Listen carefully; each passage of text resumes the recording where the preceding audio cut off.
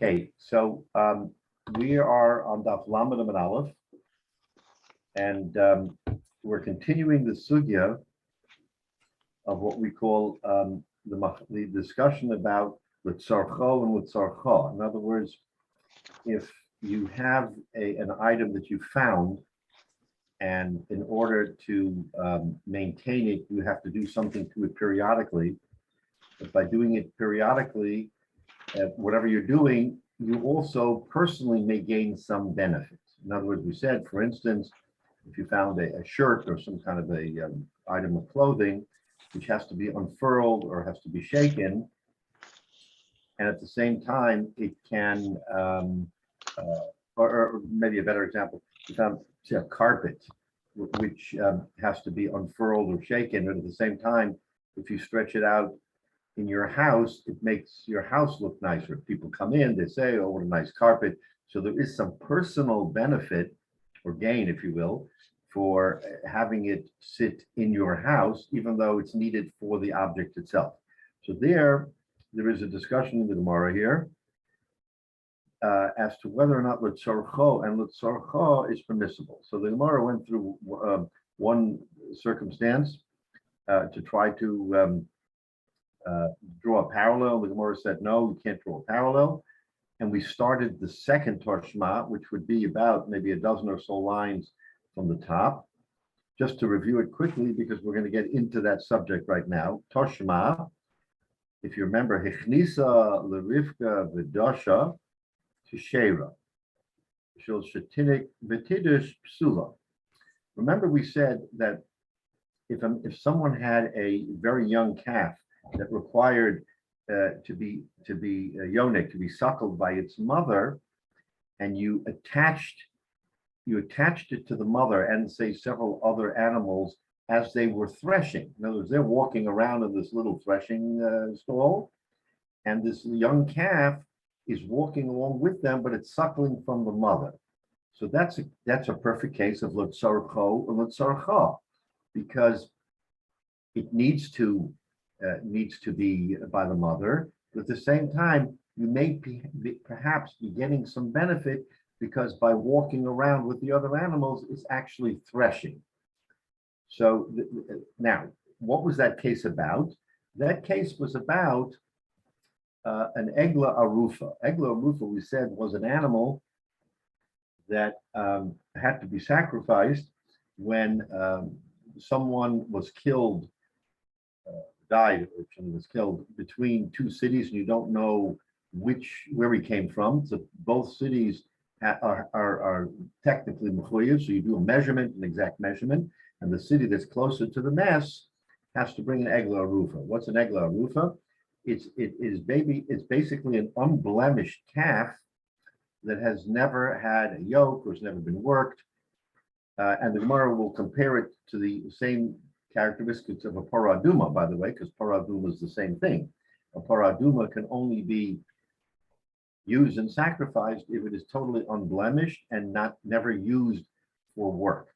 So the Gemara says that if you have such an animal and it's with the mother, then says the Gemara,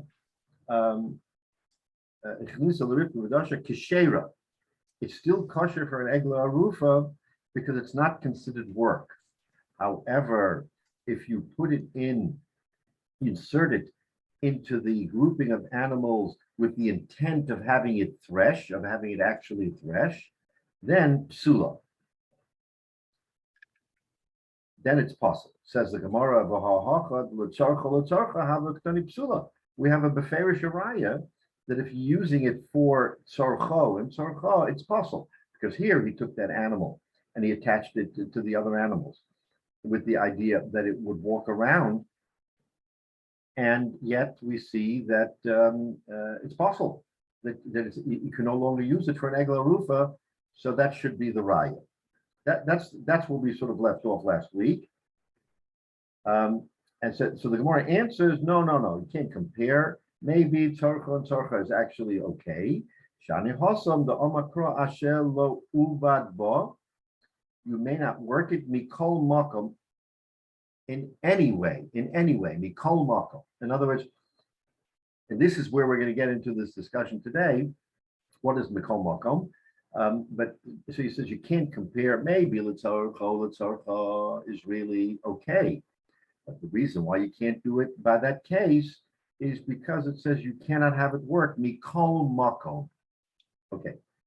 Then the Gemara asks the Kashi Yacha Fila Reisha, if you're going to say that it's a pasuk, that you can't work it at all, why are you allowed to work it when you use the animal to the animal was suckling and sort of incidentally walking with its mother, where the Gemara says kshera, it's okay.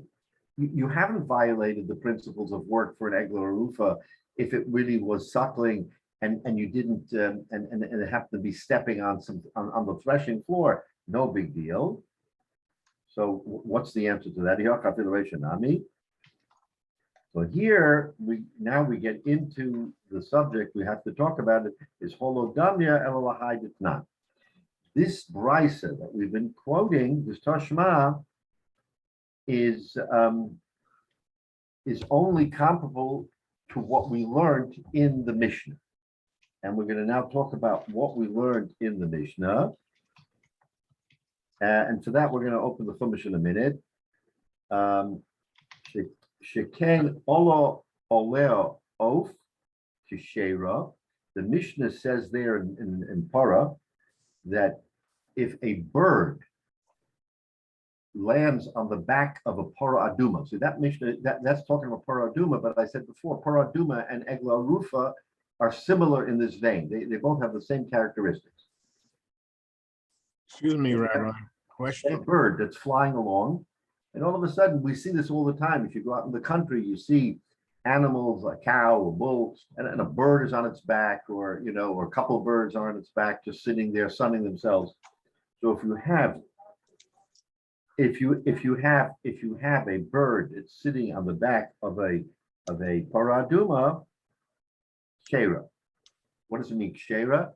It's not as if the paraduma was working by walking along with that bird on its back. Yeah, Jay. Excuse me. Why doesn't the Gemara raise the issue of this when the small calf is walking around with the mother and suckling? Why doesn't the Gemara raise the question? It's sort of batal b'shishim. The amount that this calf is going to thresh is minute compared to what the mother and all the other animals are doing. Absolutely correct. But we're not concerned about the others. We're concerned whether this calf is working. Even if this calf is doing a minute amount of threshing, it doesn't matter, but it is working. In other words, the focus is on the calf, not on what it is in relation to the other animals. You're right. The other animals could be doing 97, 98% of the work, but if he's doing 1% of the work, he's working, and therefore he loses his status as an egla rufa because now he has worked. So it's more the focus on this animal as opposed to its relationship to the other animals. But the other animals can be doing most of the work, as you said. But the fact that this is doing, to me, it seems like the batal b'shishim is the same kind of a situation where they say you can't really distinguish what it is, and therefore you have this rule in terms of batal b'shishim. Why wouldn't it doesn't?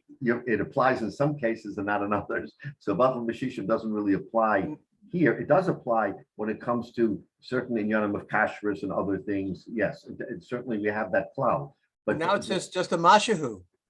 It's a mashahu. Yeah, right. In other words, even if it does just a modicum of work, then for that animal, that's work, and it already makes it possible for its purpose. So you can't really apply a batal b'shishim concept here, Jay, even though you might logically say, yeah, what's the big deal? It's in relation to the other animals, it's doing almost nothing. The teretz is it has nothing to do in relation to the other animals. It has to do only in relation to what it is doing. And if what is doing is work, even if it's just a modicum of work, then it's already possible.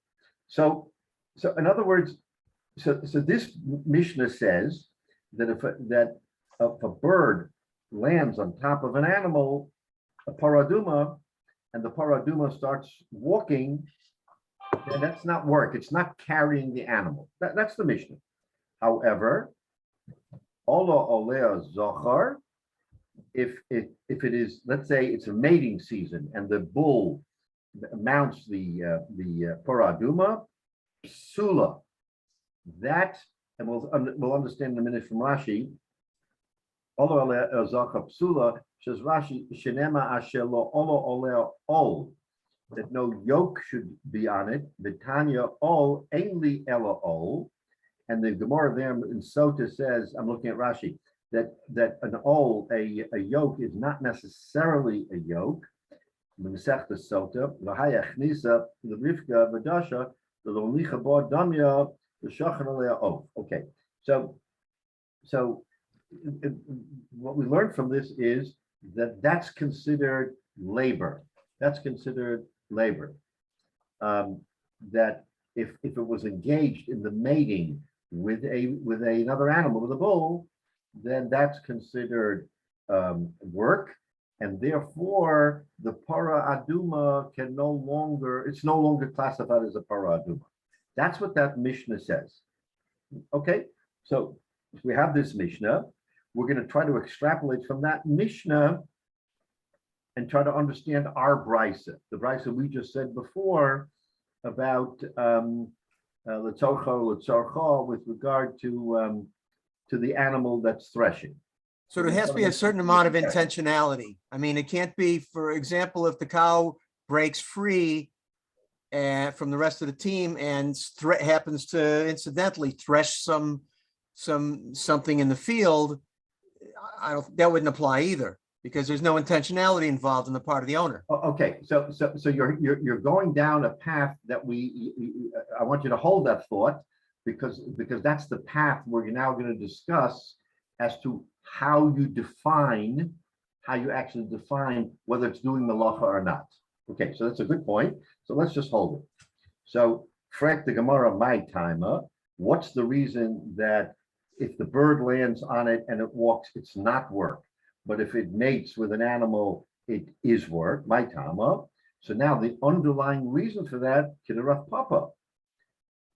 Like Rav Papa, the Amar Rav Papa. Okay, so now here, before we get into Rav Papa, we have to stop and I have to read through a pasuk in the Torah and explain what's going on here. Because Rav Papa's Chiddush in explaining to us this whole thing hinges on what we like to call a creek sieve. In other words, for those who lane, you know that sometimes when you lane in the Torah, you have a word that is spelled one way and pronounced another way. That's called a creek sieve. Read one way, written another way. So I'm going to quote from Parshas Shoftim, Perek Chaf Aleph, and there it talks about the Egla Rufa. Okay, so it says Kimotza Chalal Badama, you found a Chalal, and then the Zakenim have to go out and measure. Okay, now Vahoyo Ira Krovel Chalal, the city that's closest to the Chalal, to the dead body. The Lochnu Zikni are here, Hahi Eglas Bokor. They take an Egla Rufa. Now here's the key. Asher Lo Ubad Bo. Now, the letters spell Ayin Beis Dalid. Ayin Beis Dalid is normally read Ovad, to work. Here, the pronunciation, the Nukudos, the pronunciation is Ashelo Ubad Bo. So you have a Kri, you're reading it Ubad, but you're spelling it Ovad. So what does that mean? What is the upshot of a creek sieve? So says Rav Papa, we're going to say what Rav, in other words, you have to take both into consideration, and you have to say that there is a relationship between Ovad and Uvad. Now, what is Ovad? Ovad means that it's working. All right, you are working the animal. You're working the animal. Ubad means it is working itself. Ashelo ubad bo, it's working itself. So, for instance, you can have a case where an animal is doing something on its own without any help from any man or outsider, and it's considered work because it is ubad. It is in the sort of in the tense of working by itself. Ovad means you're the master, you're on top of it, and you're making it work. So, says Rav Papa, now that we understand the difference between Ovad and Ubad, it's my time kid Rav Papa, Rav Papa, Iksiv Ubad. If it would say Ubad, meaning it works itself, the Korean Ubad, notice the spelling, Ayin, Vav, Beis, Dalid, that's Ubad. Ovad is without the Vav, Ovad. So if it's written Ubad in the Torah, the Korean Ubad, Hava Mina Afilim Mela. I would say, you know what? If the Para Aduma is working on its own, no master, nobody is doing anything for it, that's considered work and it's puzzle. So a Para Aduma can puzzle itself by working itself. Right? It's out in the field, it's doing something, nobody's around, and no more Para Aduma because it worked. That's Pshat Ubad. That's what I would have thought. That Iksiv Ubad between Ubad, Hava Minatil Manela. The Iksiv Ovad, and if it says Ovad, meaning you're working it, the Korean Ovad, and it's pronounced also Ovad, Hava Mina Adda Ovad Ba, Ihu. I would then say, no, it's not possible until you do the work, you make it work. In other words, it can't puzzle itself. If it says Ovad, it can't puzzle itself. You have to be, you, the human, the person, has to be the one who is making it puzzle. That's if it would say Ovad and spell Ovad. Hashda diksiv Ovad. Now that it's written in the Torah, I said to you, it's Ayin Beis Dalet, it's written Ovad. But Korean Ubad, but we pronounce it Ubad. Be'inan Uvad doime de Ovad. Now we learn something. We have to have some parallel power here that the Ubad has to be similar to the Ovad. What does that mean? My Ovad the Nichale, af Ubad the Nichale. What's the common denominator now between Ovad and Ubad? He says there has to be nicha, it has to be desired, it has to be something that is not incidental. It can't be incidental. It has to be something that the owner, the owner of the animal wants to have happen. That's what we learn by saying it's Ovad and Ubad. So now, with that in mind, what we understand is as follows.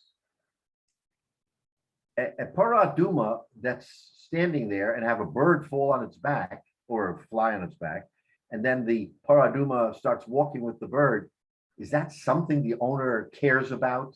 Is that something that he has any interest in whatsoever? Does it bother him? Does it not bother him? No big deal. A bird flew on the back of an animal, the animal was walking, the bird is getting a free ride. Perfect, no problem. If a bull mounts a Para Aduma, is that something that the owner will want or benefit? Yes, because he will get the benefit of that mating. So even though it's something that is Ubad, the master didn't make the bull make the cow.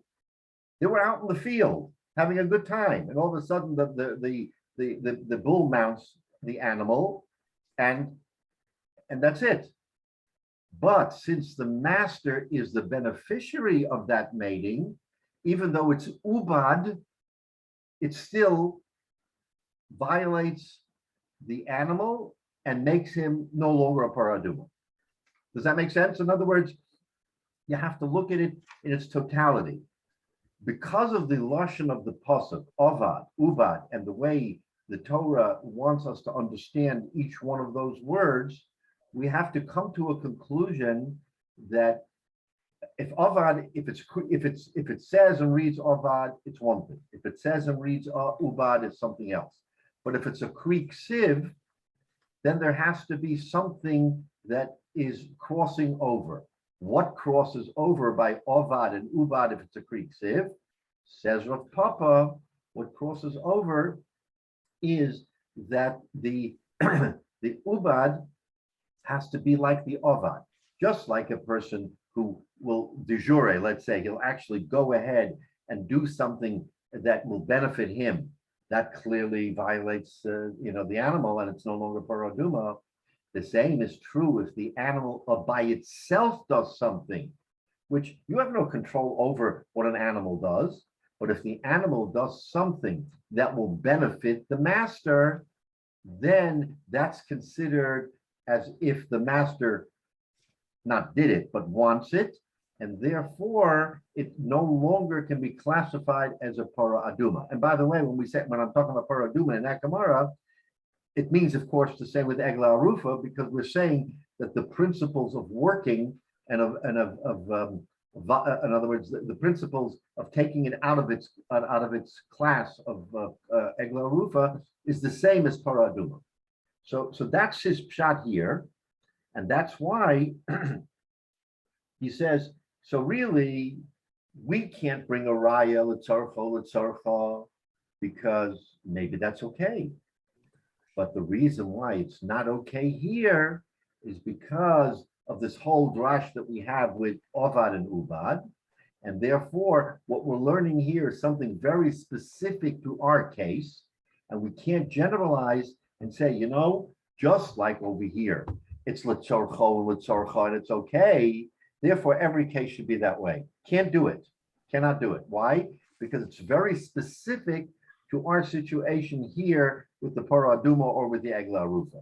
So that's how the Gemara concludes at the end of this sugya and says we really don't have a proof for l'tzarcha because we can't extrapolate from this what the halacha would be if it's a double benefit. But it gives us a very interesting insight into the whole halacha of paraduma or egla arufa in terms of work by telling us that the common denominator, says Rav Papa, is that the owner should get some kind of benefit. So if the owner gets a benefit, even if the animal does it on its own without the owner being part of the whole spiel, that violates the terms of a paraduma or an egla arufa. So it's a very interesting thing is that the man can have by the way, the Gemara tells us with a paraduma how expensive it is, and it can be worth a fortune to find a red cow, a red heifer that has no blemish and everything else, and they would give a lot of money on the base of Mikdash to have that. So here goes the paraduma, and goes ahead and foolishly mates with a bull somewhere out in the field. You have no idea what's going on, and the next thing you know, ice paraduma, no more paraduma because of the principle of ovad and ubad. So it's a fascinating understanding.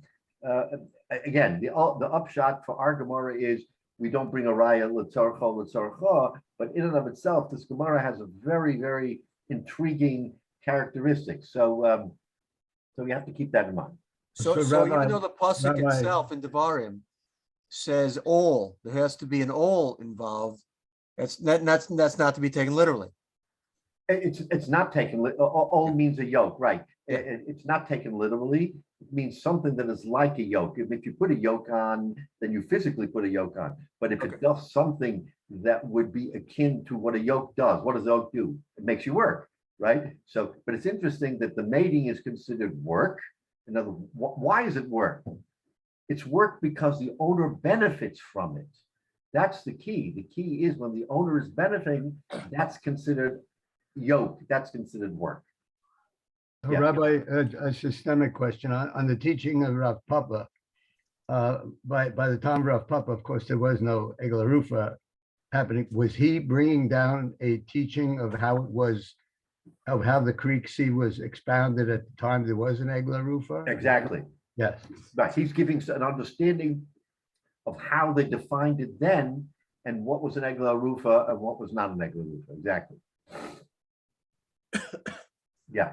Okay. So this is really an intriguing Gemara in and of itself, but for our purposes, it ends the sugya and tells us, sorry, we don't have an answer to the question of l'tzarcha, and we're left hanging the way we were before. So let's take a look at Rashi.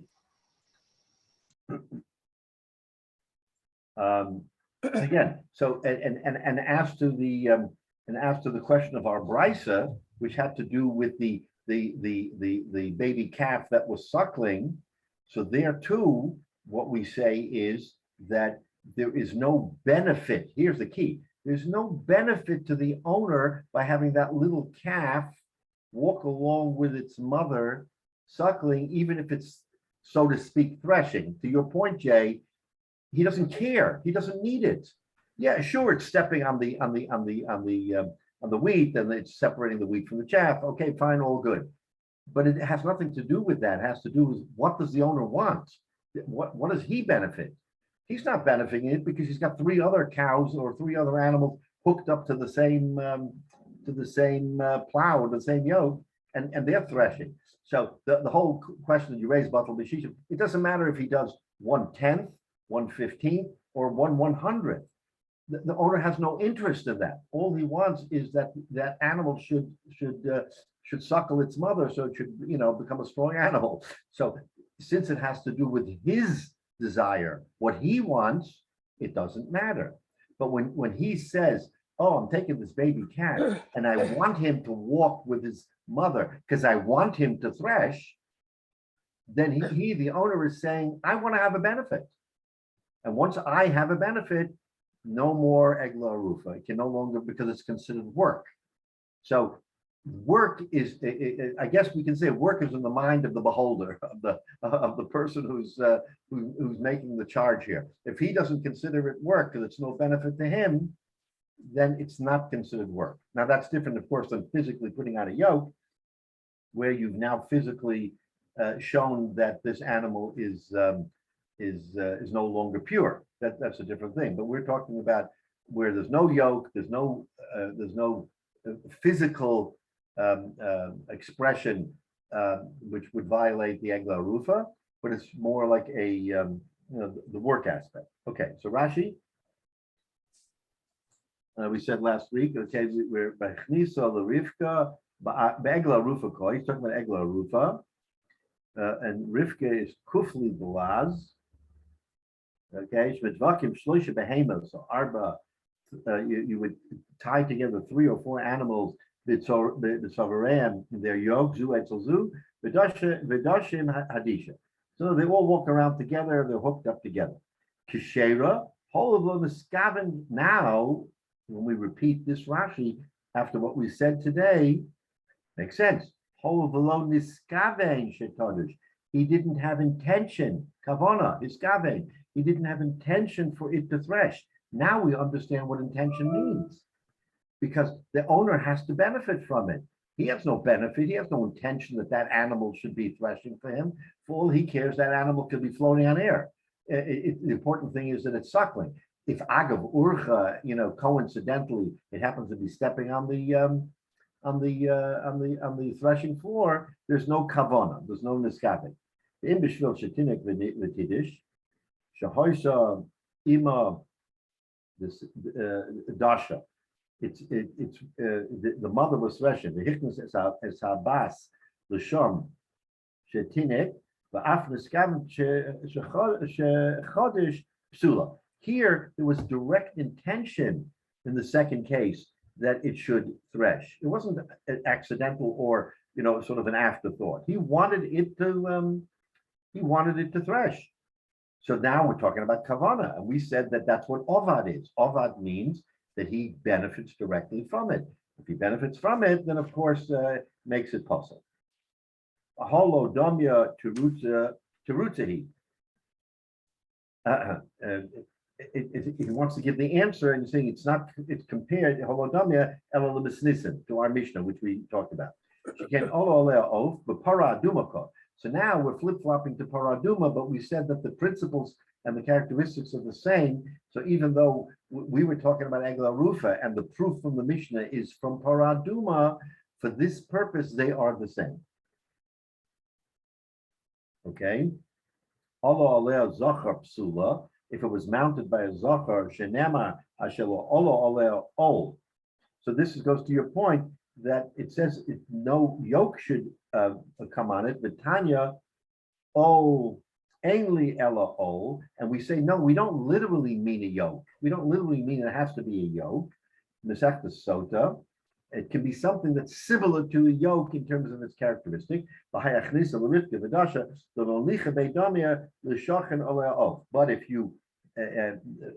you, like the first case of the brisa, where it's suckling, even though it is what we call working, it's not working. Okay, so that's the end of this sugya, and now we're going to move on. But it's a fascinating. Rabbi, two questions. Yes.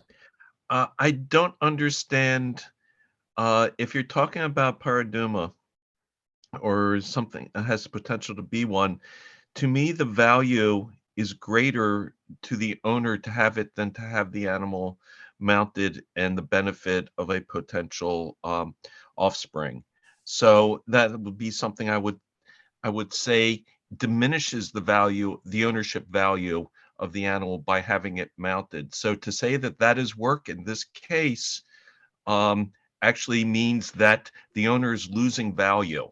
So that's why I find the interpretation less than robust. That's a very good question. It's a very good question. So you have to sort of parse it. You're right. A para aduma to the owner would have greater value than having an offspring from this animal, right? Okay, in an objective sense, you're 100% right. Except that having an offspring from the animal does have a important benefit to the owner. He can't negate that benefit. He can't say, you know what? In principle, having an offspring from an animal is a good thing for an owner. I'm talking about generally. It's a good thing for an owner because now he has offspring and he can use that animal for more work or for whatever reason. So offspring from an animal in an objective sense is a good thing. Stacked up against the para aduma, I agree with you. If he had his druthers, he would say, I'd rather it mate with somebody else, not with my para aduma, right? On the other hand, when the animal is mating, you don't necessarily know that it's going to be a para aduma. Another, yes, it's a red cow. It doesn't yet have a mark. Some animals have marks that come out later in time. In other words, you can't say with 100% certainty, although this is not a powerful answer, you can't say with 100% certainty that the time that it's mating, that you would know for certain it's a paraduma. It is at the time. It is at the time. But the benefits of having, and this is what the Gemara learns, this is the benefit of having an animal that has offspring is a very positive, powerful benefit to a person. So your question is well taken. If you would put it in a balance and say, what would you rather have? You might well argue, no, of course you'd rather have a paraduma. Paraduma is more valuable, and a paraduma, it's unique and everything else. But in and of itself, there is a benefit to an animal having an offspring, and that's where the owner has his benefit. I know it's a little bit hard to make that leap because you're comparing one to the other, which I understand 100%. But in and of itself, having an offspring from an animal is something that is favorable to the owner. That's the way we have to look at it. Okay. Oh, sorry. My second question has to do with ubad. Since there's no extra words or letters in the Torah, what are we supposed to learn from the missing vav? I'm not sure that relates to this particular problem issue discussed here, but if the vav is missing and that we have to go through all of this to come to the answer we did, the missing vav obviously has something to teach us. Right. So okay. So by definition, ubad is a passive, and ovad is an active. Ovad means that the owner is actively working it. Ubad means that the animal is working itself. It's a passive. In other words, the owner has nothing to do with what's going on. It's ubad. It is passively working itself. So the question the real question is, why is this a creek sieve? In Egla Arufa, why do we have a creek sieve? Why don't we just have a Shalom Ovad? Teretz is, as Rav Papa says, because we're making that analysis that the Ubad has to be like the Ovad. In other words, you have to make that leap by Para Aduma, or in this case, Egla Arufa, in order to arrive at the conclusion that an animal can passel itself from being an Egla Arufa. Otherwise, we would say, of course not. An animal can't passel itself. Only a person can passel an animal. Teretz is, no. An animal can passel itself. It can make itself, it can take itself out of the category of Egla Arufa if it meets the characteristics of Ovad. That's what this pasuk is telling us. But Ubad, by definition, is passive. So Ashelo Ubad, where the animal is doing something, when I say passive, I mean the animal is doing it on its own without assistance from the owner, whereas Ovad means the owner is assisting in the work.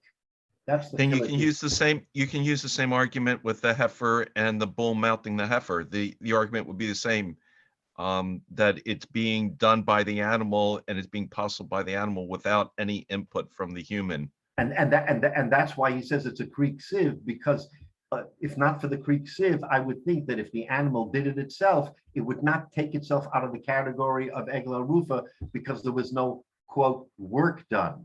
Teretz is, it's a creek sieve. There is work done, even though the animal is doing it itself. Right?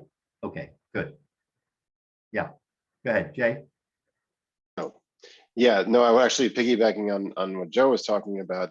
I realized that especially with the paraduma, yeah, you don't know if it's like, unless you have somebody check it to make sure it's a paraduma. That's one thing. And the second thing is you may say, look, it could be a paraduma, it could not be. And I'm going to take a risk. I'm going to have it, I'm going to have it mate. And I'm going to have the possibility, if it is a paraduma, I could have the theory, get more paradumas from its offspring and actually make more money that way. So it's possible. So it's a gamble. If you really want to do that, that's doable. But again, that's an economic thing. You're right. That's a very good point. In other words, you could possibly be furthering the paraduma line. Correct, as opposed to saying, okay, this one and that's it, and we're cutting it off, and then we're done. Right. Because once you sacrifice it, you don't have a paraduma. Yeah, right, exactly.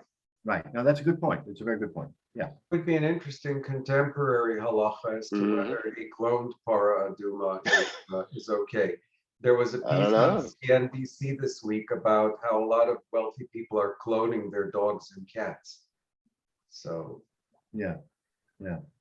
Well, I wonder with cloning, what if you could clone a paraduma today? If there was a paraduma that was required, could you clone it and make it?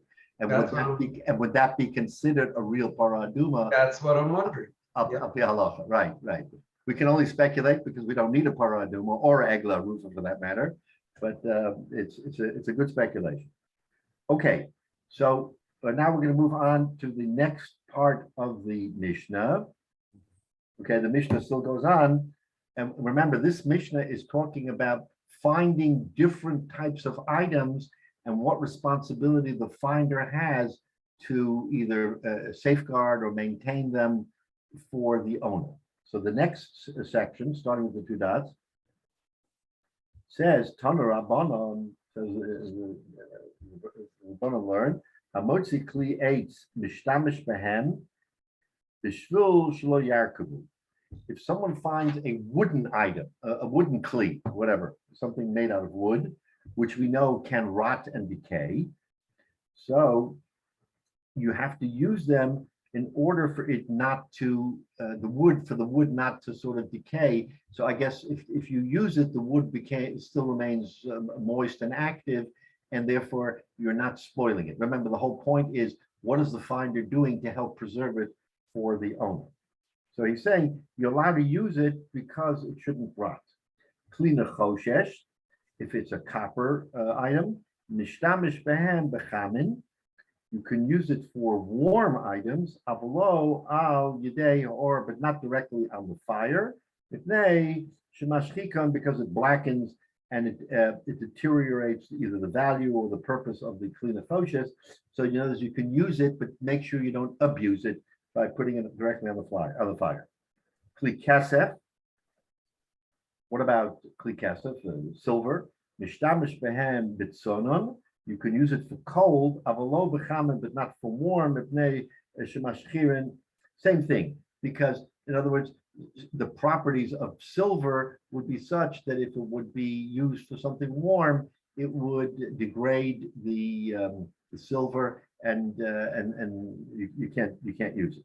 Okay, so these are all categories that take a look at Rashi. Rashi says, if you can use it for warm, of course you can use it for cold. You should not put the keli directly onto the fire. Okay, very good. Now, magrifos ricardomos, what are that? Says Rashi, magrifos. So these seem to be some kind of a brush or some kind of a. I'm thinking like, for instance, you have in a fireplace, you have these kalim in a fireplace that allow you to mix the coals or pick up the coals, or what do they call those? That those items that people have. They have when you have a fireplace, you have a set of 3 or 4 kalim that help you move around the coals or pick them up or whatever. There's a name for it. I don't remember the name of it. Tongs. What's it called? Tongs, I think. Maybe tongs. Yeah. Assyrian ligrof heroes. Rabbi, Yeah. in mine, it's translated as the word rakes or axes. Rakes. Okay, yeah. Rakes. You said, yeah. That's like a tong or rake. These are the things that you use to either pick up or smooth out the coals. But he says it has another function. Says Rashi.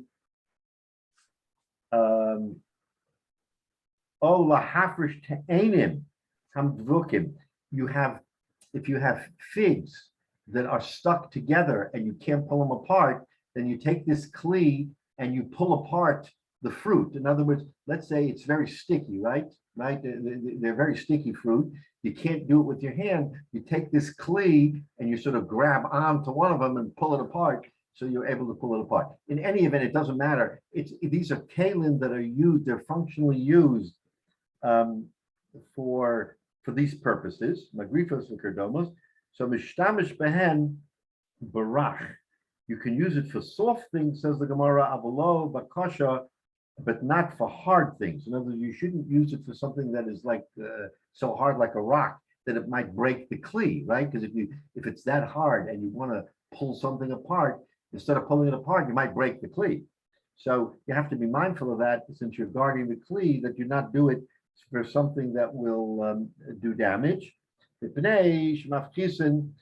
Also because it'll do damage to the kli itself by pulling it apart. And then finally, klei zov, the klei zechuchis, which we had in the Mishnah. If you have gold items or glass items, those those cannot be damaged. In other words, if you do nothing to them, they will not deteriorate. Not gold and not glass. So what you do is, as the Mishnah said, you bury them, and you just leave them till Eliyahu comes, or until someone comes and gives simanim that you could actually give it to them. So in other words, you see about 3 or 4 or 5 different categories of kalim. Each has its own set of properties as to whether or not you can use them or not use them. Now, says the Gemara, Kederach she'amru ba'aveda. Remember, we're talking about a Shabbos Aveda. We're talking about someone who loses something, someone finds it, and now you want to, what do you do to preserve it? Says the Gemara, Kederach she'amru ba'aveda, kach amru b'pikadon. The same that we say by Aveda for a lost item, we're also saying for a pikadon. A pikadon means a guardianship, like the Shomachino. Frek the Gemara, pikadon my Aveda tegabe. Why are you comparing pikadon to Aveda? Aveda, I understand when you find something, someone lost something, someone lost an item, and you want to go ahead and preserve it. The Gemara is giving you instruction how to preserve it. But if someone is giving you a pukatan to hold on, why doesn't he do all that? You're the shomer, and all of a sudden you now have a chayas to do this, to do that, and this. The Gemara is stymied by why is it comparable? Why is pukatan comparable to Aveda? Says Rashi, my Aveda tegabe, my lo yishtamish bo, yavabala yishtamish bo. Why should the person holding on to it be responsible to do all of this and fuss to make sure that the item is not deteriorating? Let the owner do it. I mean, it's a pekatan, right? It's not something that should be burdened on the finder.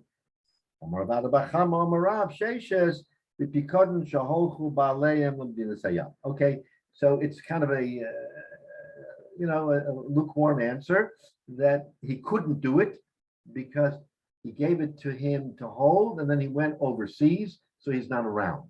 But underlying this question is, why would you burden the shomer with doing all of this, mela, to watch it, to be a shomer?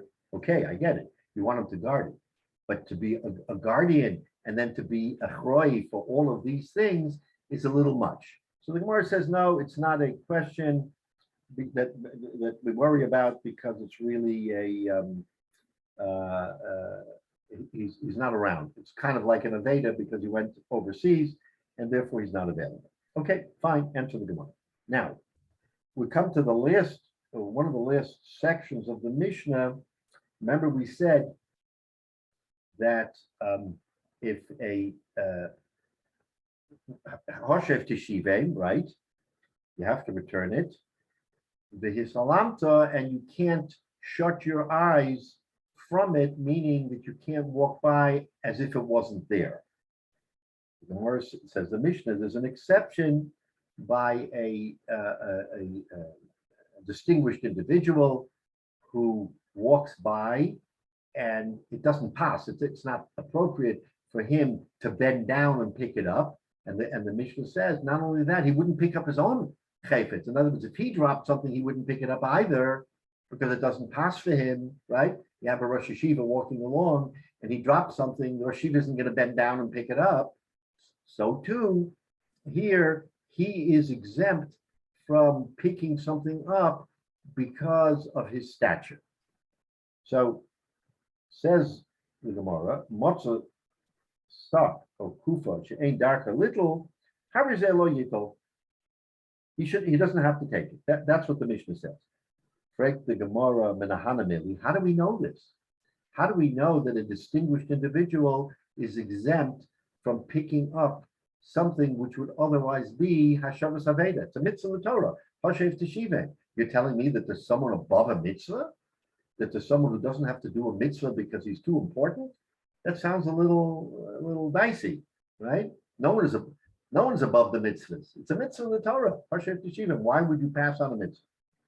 Okay, so that's the kasha. The Tanur Rabbanan, the Hisalamta. Okay, it says the Hisalamta, and again, I'm going to read from the pasuk because it's very important for us to understand the Lashon. There are times when you can close your eyes, not see it. And there are times when you cannot close your eyes to see it. Why do we say that? Why do we say that there are two standards? So it's very interesting when you look at the pasuk in the Torah. It says the word v'hisalamta twice. Okay, in Pashas Kisei, it says Lotira Eshora Chicha Ois Seh. We read this, of course, before because we went into this in greater detail. That you should not see the shore of your brother or his sheep that's burdened, v'hisalamta mehem, and you should close your eyes from it or hide yourself, as the word is explained. That's where it says in the Torah, v'hisalamta. Now, a pasuk later, it says the following: after talking about, remember, we brought it into different categories. Shor, seh, then we said chamor, v'chein tasa l'chamoro, v'chein tasa l'simla. So remember, we grouped them. Shor and seh was one group, and chamor and simla was another group. V'chein tasa l'chol avedas achicha, asher tovad, mimenu mitzasa, lo tuchal lehis'alein. You should not hide. So look what we have. We have the word vehisalamta twice. Once we have it vehisalamta, and it means you shouldn't hide, but it says it in the positive. Lotira sharachicho midachim vehisalamta, and you will hide. You will hide. In other words, it's telling you in real time, this is what's going to happen. You're going to walk along, you're going to see a shor sitting there with a burden and it can't move, vehisalamta, and you're going to hide. Then it says, Hoshev Teshivim, you should return. The second one, it says in so many words, Lo tuchal lehis'alen, you may not hide. So we have the word twice in slightly different context. Says the Gemara, Tan Rabbanan, vehisalamta, pa'omim she'ata mis'alen. There are times when you can hide. This is the extrapolation from that pasuk. There are times when you can hide. And there are times when you can't hide. Example. Very interesting examples that he gives. In other words, there's a two-pronged approach here for hiding. Once when you can hide, once when you can't hide. What's the first one? A Kohen is walking along next to a graveyard. Now, wait a minute. There is something on the ground that he sees that he should be picking up because it's a mitzvah. But he's a Kohen. He can't step into the graveyard. So what does he do? So he has a dilemma. There's a mitzvah of Shabbos Aveda, but he can't get there. Oh, or it's a zaken, and it's not to his honor. In other words, this is the second of the examples of a case where a person, so to speak, is above the law. In other words, he's a zaken, and it's not his covet, so he can't pick it up. Oh, or by doing so, he will. In other words, what he's doing is worth more money than what he would be giving up if he were doing the Shabbos Aveda. In other words, let's say he's in the middle of a $1 billion transaction, and if he doesn't close the deal, he'll lose his money. But instead, he has to go and pick up the item for Shabbos Aveda, and he'll lose the momentum. Let's just say, okay, some example like that, where his value is greater than the value of the Aveda. So we have three examples where you're balancing your interest against the interest of the item that has to be found, right? So therefore, says the Gemara, therefore it says v'his alamta, and that's the pshat that the rabbis learned, that there are times when you can be hide, and there are times when you can't hide. So he just gave you three examples of where potentially you can hide because of the characteristics of those examples. A Kohen has to hide because he can't walk on a graveyard. A person who is about to lose a huge amount of money if he detracts from what he's doing, v'hisalamta, he can hide. He doesn't have to do it because there's much greater damage to him. And the third was the case of the zaken. So in other words, the Gemara now is going to try. The Gemara gives three examples. We just gave three examples, and the Gemara is now asking the question: Lamai it's the pro. Why do we need a pasuk for his salamta for those three?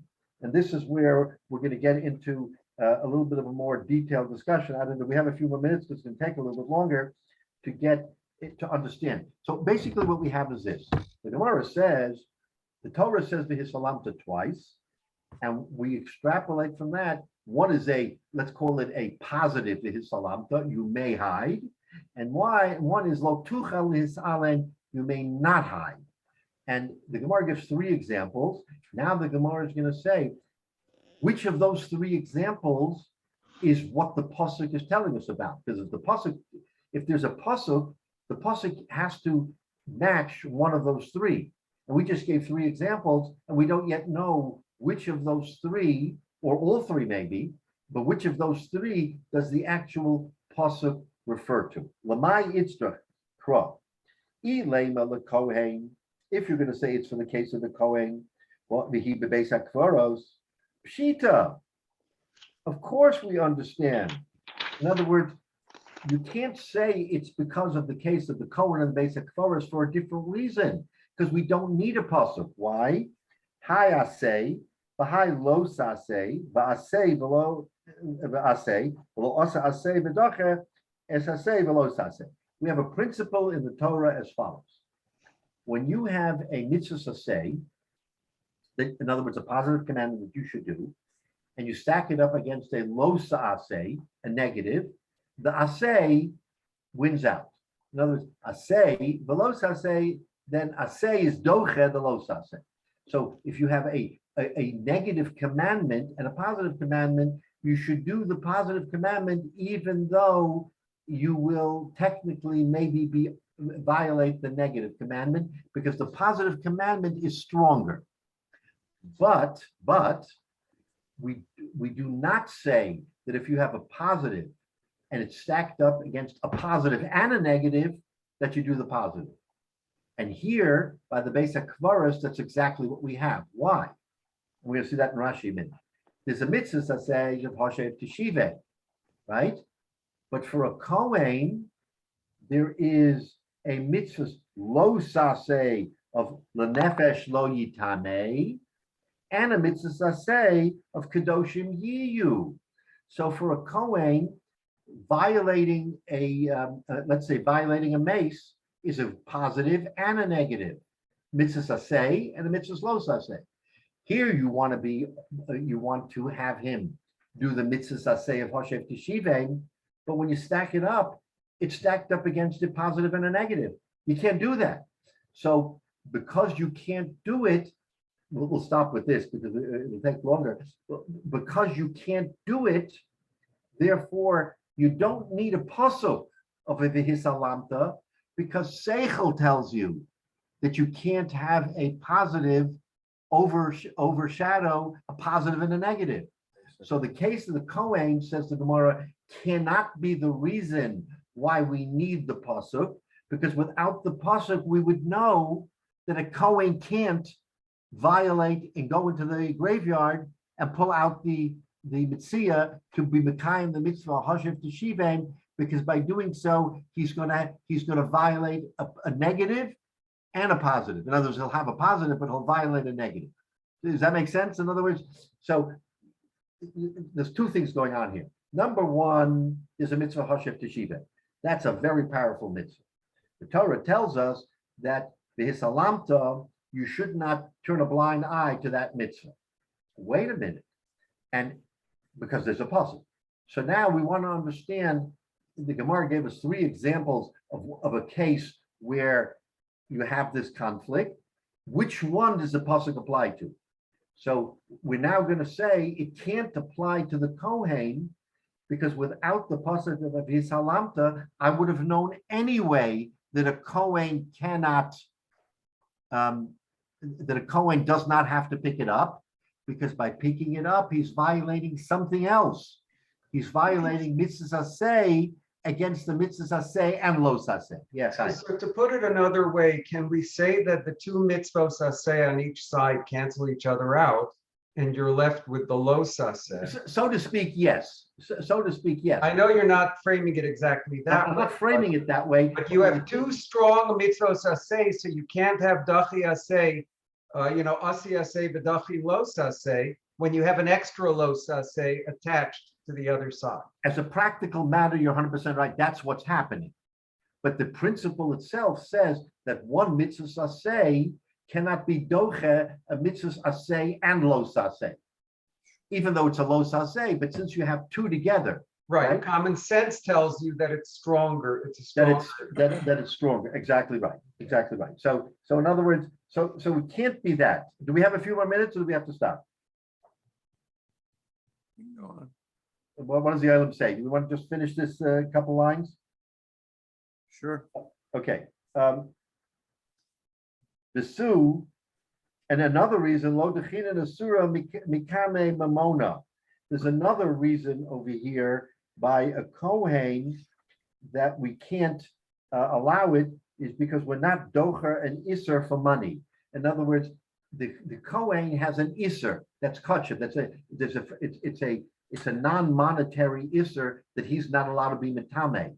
And the principle is that an iser cannot be pushed aside for money. Hashev Teshivim is a money matter, right? Hashev Teshivim, you should find it and return it to the owner because he's going to lose money. So a Kohen cannot be metame himself and violate an iser for a monetary reason.